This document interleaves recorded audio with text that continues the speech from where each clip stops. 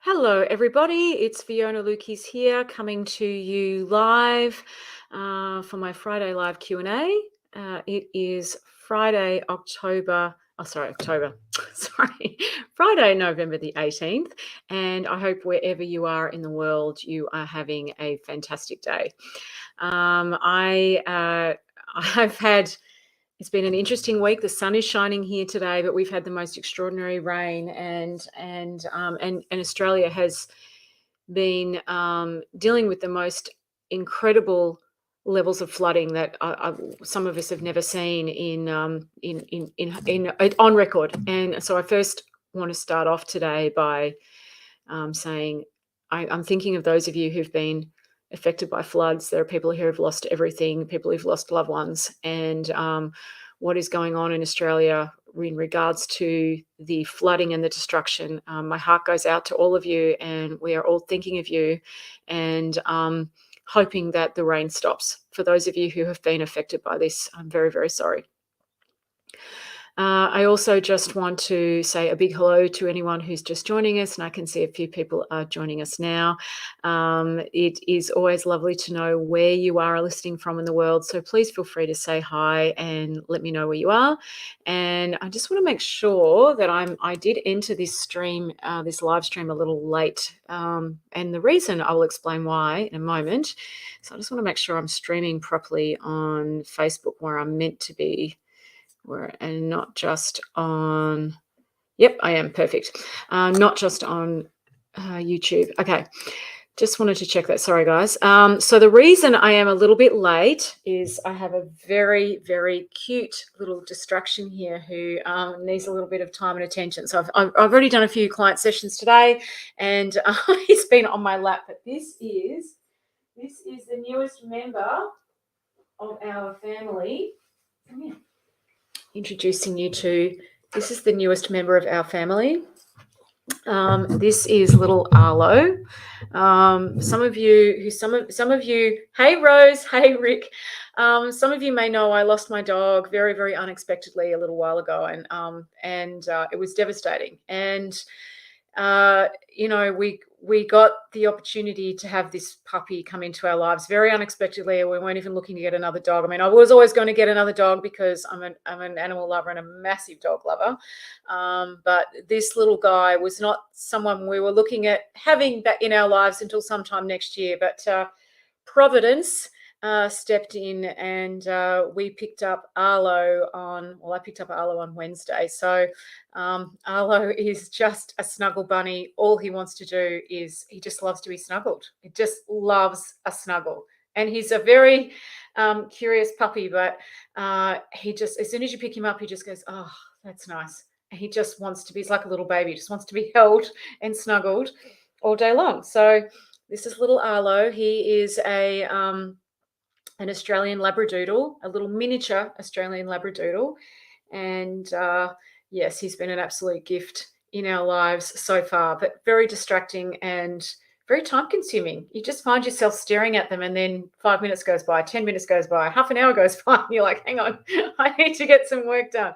So Arlo was crying yesterday, so I just had him on my lap. He sat there for a couple of client sessions, just fell asleep on my lap. So he just loves a snuggle. So for those of you who are just joining in, this is little Arlo, the newest member of our family. He is 10 weeks old. Anyway, I promise I won't make this live about Arlo, but a lot of you have asked me about him, and those of you who knew we were getting him, so I just wanted to put him on here to say hello. And look at that little face. He's just like a little old man, aren't you? You're like a little old man. He's a little old soul. So anyway, this is Arlo.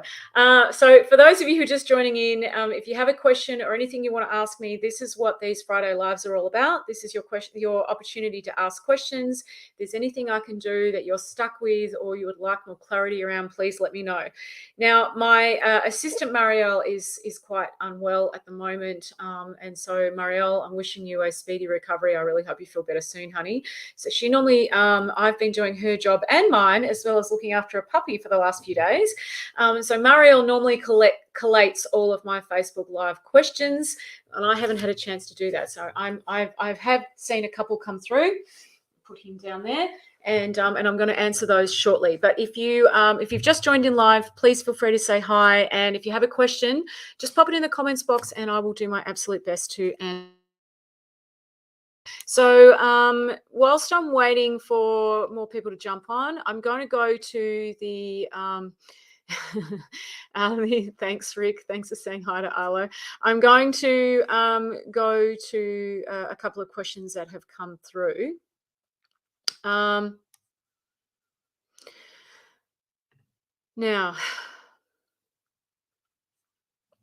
so I had a question that came through yesterday, so I'm going to answer this one first, and then see where we go from there.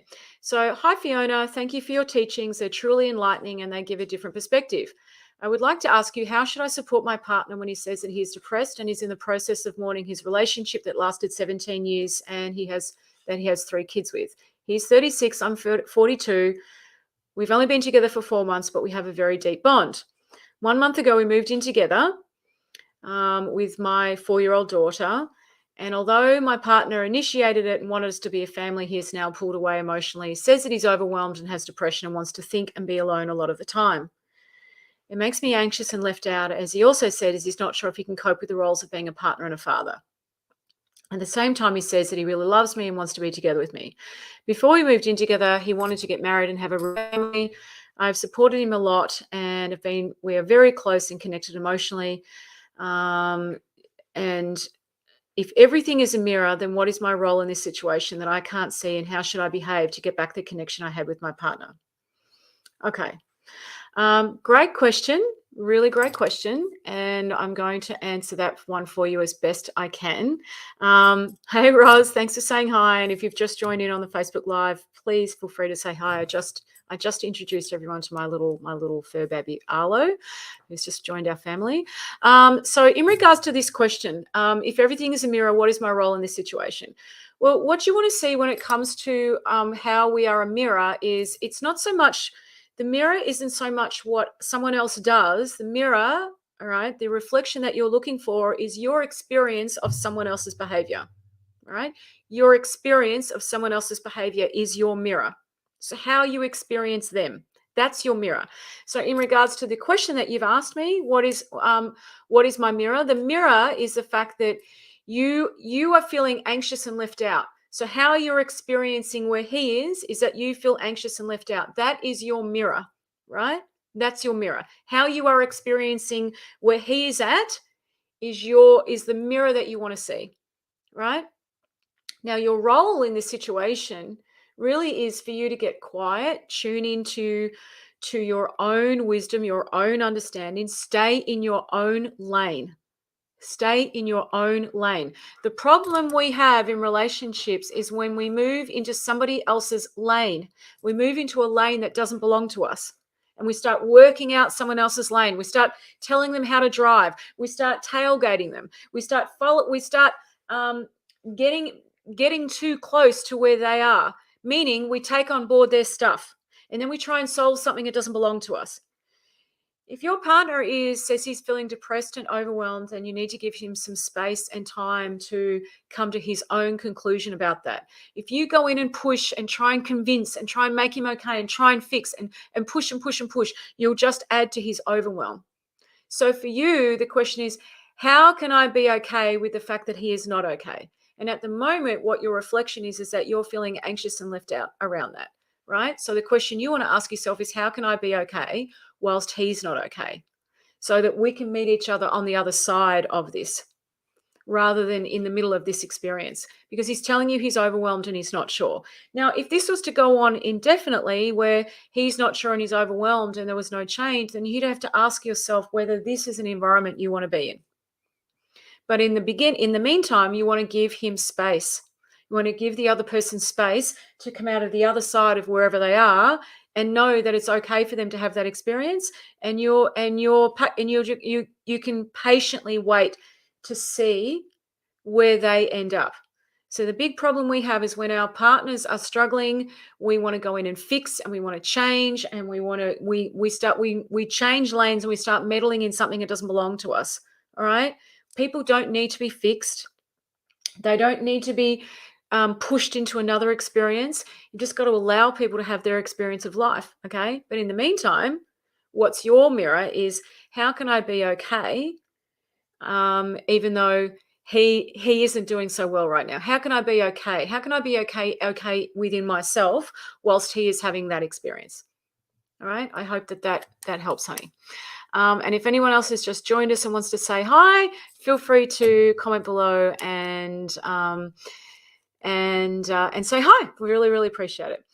Okay. No, that's a question for Relatable. I will answer that one on the next Relatable live call. Okay. Okay. So here's another question that I've received. Hi, Fiona. I've been following you for a while, and I find, hang on, no. Fiona, hi, Fiona. I watched your videos, and I find it fascinating, plain, simple home truths explained in a simple format. It's strange. I've read dozens of self-help guides, how to be a better man, how to get women to fall at your feet. A lot of good information, but nothing of real worth. Just this morning, a woman I've been in contact with for the last few months went out with her friends last night and met someone. This morning, she accused me of unfaithfulness, obviously looking for reasons to end everything, and she hung up the phone.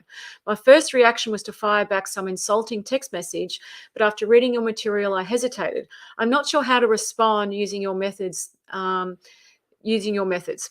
not responsible for people's opinions of me. Correct.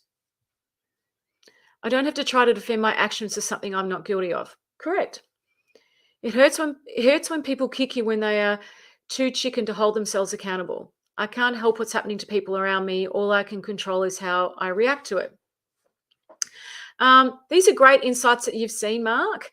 And it is really important to remember, you are not responsible for someone else's emotional reactions to you.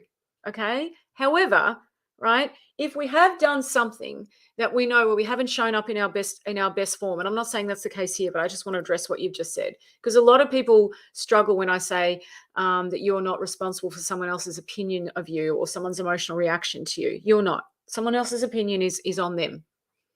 But if you know you've shown up in a way that's not helpful, it is important that you become really, really good at cleaning up your own mess. Okay, really good. Now, as someone who could never do that, I love the fact that I can do that easily and effortlessly with no residue, nothing on it.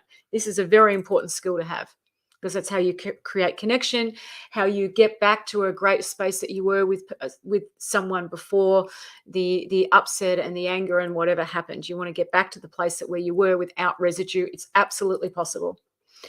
No, we do not. You do not need to defend your actions. Whenever we defend ourselves, okay, people feel more entitled to project. That just seems to be the energetic exchange of that.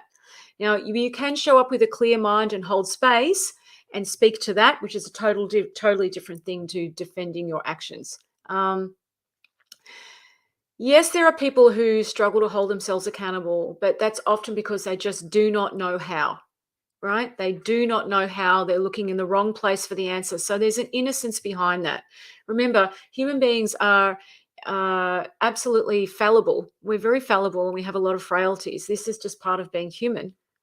When you become really great at navigating your own frailties and somebody else's, that's when things go to a whole new level in our relationships. And this is the one thing that people struggle with. Okay. People don't intentionally mean to kick other people. They don't mean to say things that are emotionally unintelligent, but people get lost, they get frightened. And when they do, the worst of us comes out. So that's important to remember and understand. Now, what I love about what this person has shared is they've got a lot of clarity around what happened, which means they're not chewing through massive amounts of mental load and not exchanging in an ego-based conversation that will get nowhere for each person. You know, when you can see that you cannot control what's happening to the people around you, when you know that your well-being is not dependent upon somebody else, that's when you really do have emotional freedom, and that's when you can speak to something else when somebody else's mind clears and you can come back together. Okay, this is very important. The big thing that I see that people struggle with that causes relationships to fail is they do not know how to deal with their own or somebody else's emotional reactivity. They take it really personally. They overthink it. They can't get out of their mind, and they replay it again and again and again, and they keep going back there. And they have this. It's like I call it a bedhead of notches each time there's an emotional reactivity. And then you find people who are terrified of each other's emotional reactivity. And once you get to that point, the relationship spirals down very, very quickly because nobody feels safe. There's no emotional safety. And when people don't feel safe emotionally, there's no emotional intimacy. And when there's no emotional intimacy, there is no physical intimacy. Okay? And so then people spiral down very, very quickly. However, people can also turn things around very, very, very quickly. When you know how to get over yourself, when you know how to deal with emotional reactions, when you know how to navigate your frailties and somebody else's, what looks like a mountain becomes this tiny blip. Truly, it does. I am fortunate enough and lucky enough to see this each and every day. I had a couple come and see me this morning where it looked like the mountain was high, and at the end, right, the mountain was gone just because they were looking in a completely different direction. They were both lighter. There was a lot more, a greater sense of calm and hope there, because they weren't looking in the direction of what happened, how many times it happened. What they were learning was, how do I get over myself? How can I show up to this differently? How can I see this in a way where it doesn't go round and round in my head and I'm taking it personally? That had nothing to do with the problem. Quick and easy, and people feel hopeful and empowered, right? Imagine if you could feel empowered through someone else's emotional reactivity. Imagine if you felt like that, not disempowered, but actually empowered. So someone else is upset, they're angry, their frailties are on display, maybe they're saying things that aren't very nice, and you're present to that and feeling empowered at the same time. That is absolutely possible. And when people have that experience, oh my God, the relationship goes to a whole other level. It's amazing. Absolutely amazing. And it feels incredible. This is absolutely possible. Now, some of you are going to listen to me saying this and go, oh, what about people who are abusive? You're just saying that, if someone's really abusive, that I should just take that. And that is not what I'm saying. Okay, that is not what I'm saying at all. This is why I talk about the three areas of relationship: your relationship with you, your relationship with life, and your relationship with others. Now, when you've got a great relationship with yourself, you're comfortable in your own skin, you can easily feel empowered when someone else's frailties are on display. Totally possible, okay? Because you have a completely different understanding of what's going on, okay? And as you feel empowered when someone else is feeling disempowered, that's a wonderful, wonderful gift to be able to give another person and to yourself, and to see what you are capable of in the face of someone else's emotional reactivity. Now, once you start to get a sense of that, you can feel empowered in front of anyone's emotional reactivity. Does that mean if that emotional reactivity doesn't change, that you should stay there and deal with that and put up with that? No. But this is where your relationship with you is very important, and your relationship with life. Okay. Are you tuned into your own wisdom? Do you have a strong sense of self? Are you tuned in here before you're tuned in externally? Now, people who are tuned in are very aware of what's good for them and what's not good for them, and so they operate from that place.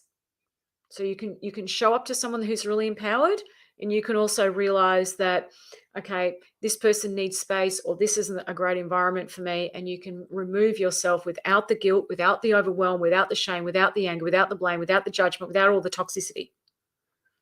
And I'm telling you, that feels really great as well.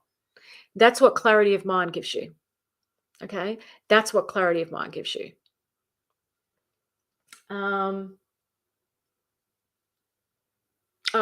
wanted to show you something.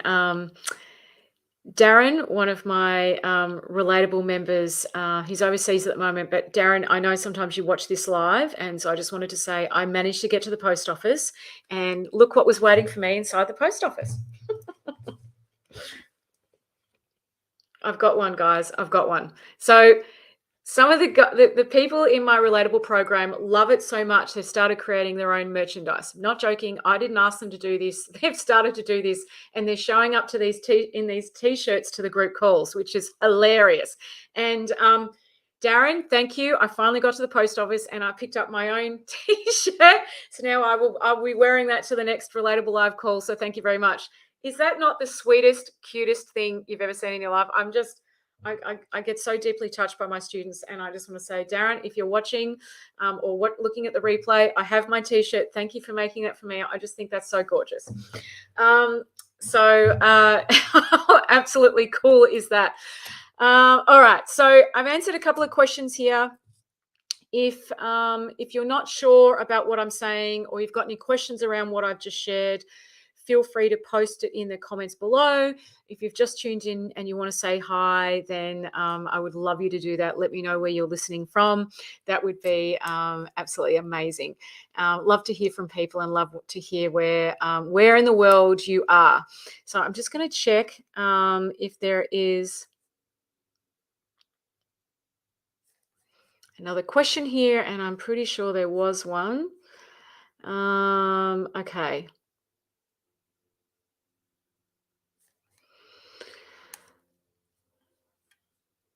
Okay. This is a question that it actually came up on one of my ads, and I wanted to speak to it because I think there is a bit of confusion. So, for those of you who don't know, I run Facebook ads where I sell my ebook, "The 3 Keys to Emotional Freedom: How to Step Out of Relationship Overwhelm and get your power back." And so, one of the comments on that Facebook post of one of the comments or questions on that ad today, and I'm trying to find it, so I may have to have a bit of a guess as to the question because I can't see it here right now. But one of the questions was, basically, Fiona, what do I do when I'm in a relationship where someone is basically being abusive, all right, and they won't change or get help? Should I stay? Do I keep trying to create goodwill, etc., etc.? Okay. Now, I wanted to speak to this because I think people get very confused by what I mean by goodwill, and they think that if they're just nice enough and they do that again and again, then everything will be okay. That's not what I'm saying. This is why your relationship with you is very, very, very important. Okay, very important. If you are in a situation where you do not feel safe, okay, if you're in a situation where you do not feel safe, you need to listen to that. You need to tune in. It's not about what the other person is or isn't doing. It's about where are you? What makes sense to you, right? If you are in a situation where you don't feel safe and it doesn't feel right, this is why having clarity of mind is extremely important no matter what we are dealing with, okay? When my mind is clear, it becomes very obvious to me whether this is a situation or a circumstance I want to be around. And when my mind is clear, I'm not full of yeah buts and what ifs and how comes. It's just very clear. No, this is not right for me. I need to leave. And I'm not chewing through all the mental load of, but what about this? And what if I could do this? And maybe I should do this. And I'm not doing all of that back and forth, back and forth, back and forth. It's just really, really clear. This is why your relationship with you is very, very important, guys. Okay. How you relate to you. Are you tuned in or are you asleep at the wheel? Now, I know that might sound harsh, but gee, the amount of people I meet who are asleep at the wheel is not funny. And what I mean by that is they're totally tuned out of themselves. They've got no point of reference for them. They don't know what their truth is. They're not sure what really matters to them. They know what they don't want, but they're not clear on how they want to feel, what they want to create, and what wisdom actually feels like. These are important things, and we talk about this in Relatable. okay? Because you need to build that point of reference, because that's what creates a sense of knowing within you. So if you're in a situation where someone is being physically abusive to you, okay, this isn't about creating goodwill.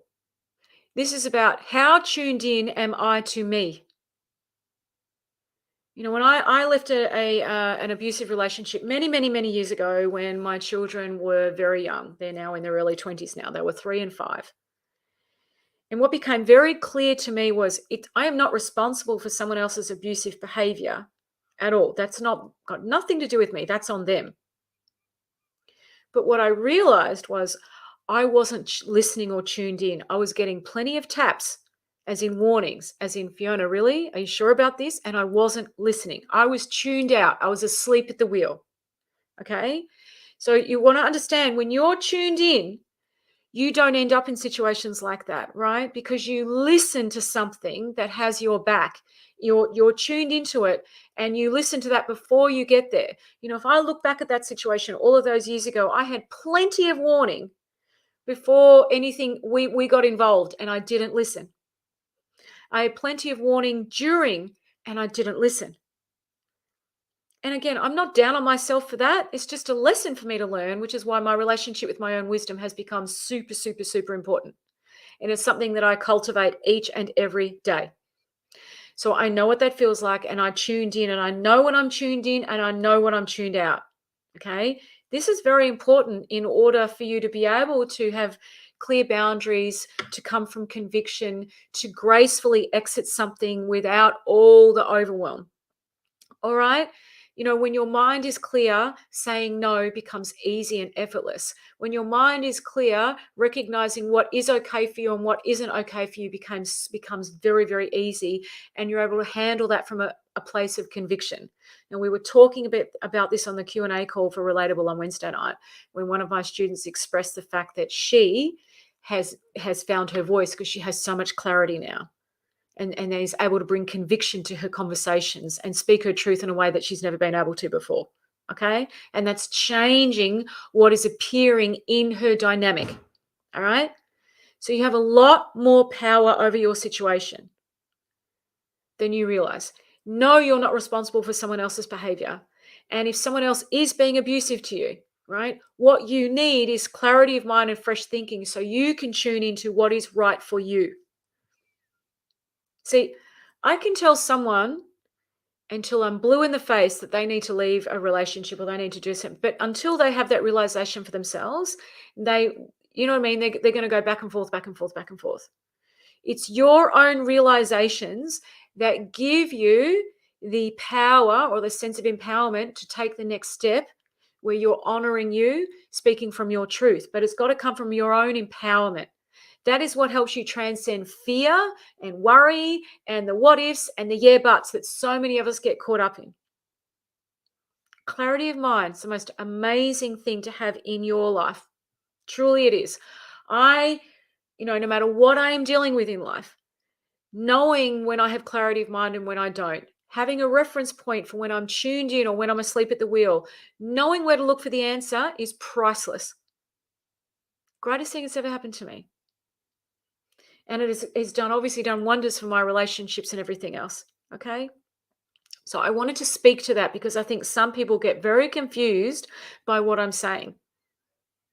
That, oh, we just have to create a good feeling, and it doesn't matter if someone's being physically abusive or verbally abusive or whatever. I just have to, no, that's not what I'm saying. There's so much more going on with what I'm saying than that. Okay. But you must realize if you are in that situation, I'm going to ask you, and you want to spend some time sitting with that with yourself. How tuned in are you to you? And do you know what that looks like? How clear is your mind? And do you know what I mean by a clear mind? Do you have a point of reference for that? This is the first thing you need to know. Okay. All right, everybody. Hey, Susan. Thanks for saying hi. Yeah, I know the time changed. This is why I've made the call at 12:30. I've moved it forward a little bit. Hopefully that makes it a little bit easier because I know before it was right at the end of you guys finishing work and things like that. I hope this has been helpful, everybody. Coming up to the end of today's Facebook Live. Just to give you a heads up, I don't think I'm going to be able to do a Facebook Live next Friday. I have a client flying down to spend 4 days with me, Monday to Thursday, which means I won't have time on Friday. I've got to make time for clients that I'm not going to be able to see during that time on Friday. So I think Friday's Facebook Live will not happen. If I can pull a rabbit out of my hat, I will, but just give you a heads up, the next Facebook Live is probably going to be in a fortnight from now. Yes, you do, Rick. You so do have a very clear mind, and I can't wait to hear more about that. And if you would like to know more about my online program, Relatable, which is where I showed you this awesome T-shirt that one of my students has made up, which is so cool. If you want to know about that and the amazing conversations we have over those over our live calls and in our community, it truly is the most extraordinary place. Here is the link to that as well.